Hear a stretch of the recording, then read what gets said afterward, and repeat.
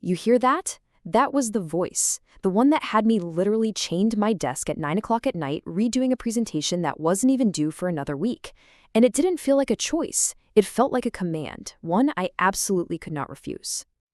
It was that night that I started to realize my life was being run by this hidden code, a set of instructions installed so long ago, I didn't even know they were there. And they were dictating everything. So today, we're going to uncover that code, and I'll show you how I learned to find it in myself. But before I could even begin to look for the code, I first had to realize I was living inside a prison, and not one with steel bars, you know? It was a prison built entirely out of my own thoughts. The walls were completely invisible, but man, that feeling of being trapped, that was very, very real. I remember my phone buzzing, a friend reminding me about a dinner I had totally spaced on. I was exhausted. I knew the presentation was fine. It was good enough. But the thought of just getting up and leaving, it was impossible. The anxiety of disobeying that voice in my head, the one demanding perfection, was actually worse than the exhaustion. And that's the big question, isn't it? Why do we do this to ourselves? Why do we get stuck in these loops, running ourselves into the ground for reasons that, when you look at them, make absolutely no logical sense? Well, the answer, as I found out, is all about the malware running in the background of our minds. It was in therapy that I finally got the names for this mental malware. Turns out there were two types of commands that got installed way back in childhood, long before I had any ability to question them. They're called injunctions and drivers. And here is the metaphor that just made everything click into place for me. Think of it like this. Injunctions are the invisible prison walls. They tell you what you absolutely cannot be. And the drivers? Well, they're the treadmills inside that prison, forcing you to run and run and run just to prove you deserve to be there at all. So injunctions are basically the don't commands. Things like don't feel, don't be a child, don't be important, and they're usually not even spoken out loud. You absorb them from a parent's sigh or a look of disappointment. They're the silent, unwritten rules about who you're not allowed to be. Drivers, on the other hand, are the you must commands. You must be perfect. You must please other people. You must be strong. These are the explicit instructions you learn on how to earn your place in the world. They are the engine of all that compulsive, non-stop striving. Okay, so to really understand my own programming, I had to start with the walls of my prison, the injunctions. I needed to figure out what were my specific don't messages. And this one was a gut punch. My deepest, most fundamental command was don't be you. It was a message I had absorbed my entire life. Who you are, just naturally, is wrong. You need to be more like your sister. You should be more outgoing, less sensitive. Basically, be anyone but yourself.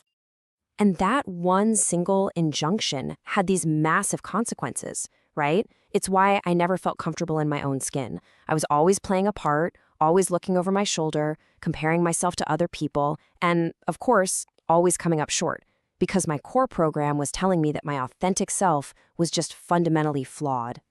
So if the walls were telling me don't be you, the treadmill gave me the instructions for how to survive inside that prison.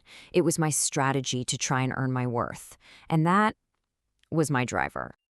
And there it was, the exact command that kept me glued to my desk at 9 p.m., the Be Perfect driver.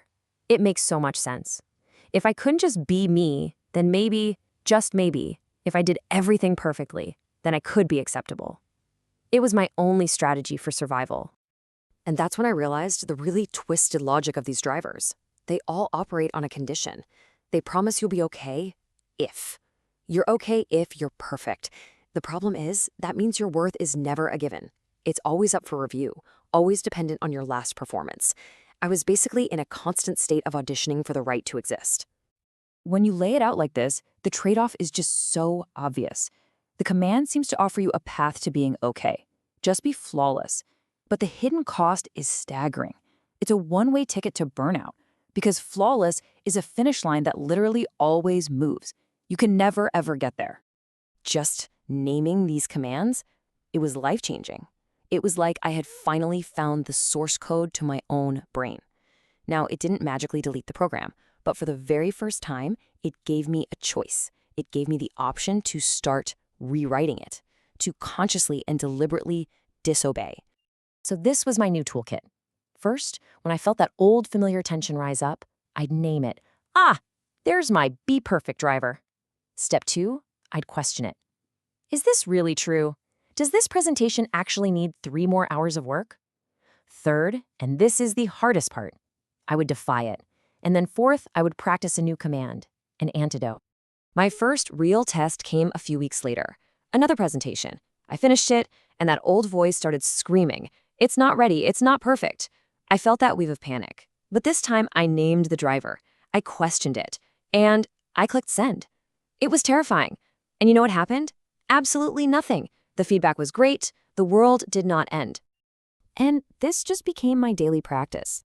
Every time that old command flared up, I would consciously and deliberately replace it with the new one. And, it felt so fake at first, like I was just saying some cheesy affirmation. But slowly, with repetition, it was like a new path was being carved in my brain. The antidote actually started to feel more true than the original virus. And as you start to pull apart these commands, it inevitably leads you to a much, much deeper question. A question that sits right at the very heart of your entire operating system.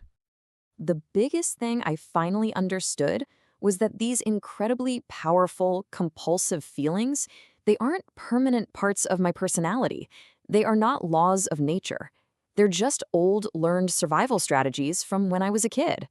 And anything that was learned can be questioned, it can be challenged, and ultimately, it can be unlearned. And that's the real work, isn't it? Because underneath all the injunctions and the drivers, all the don'ts and the musts, lies this one single belief. Rewriting the code isn't just about changing your behavior. It's about slowly and very bravely coming to believe that the answer to this question is yes.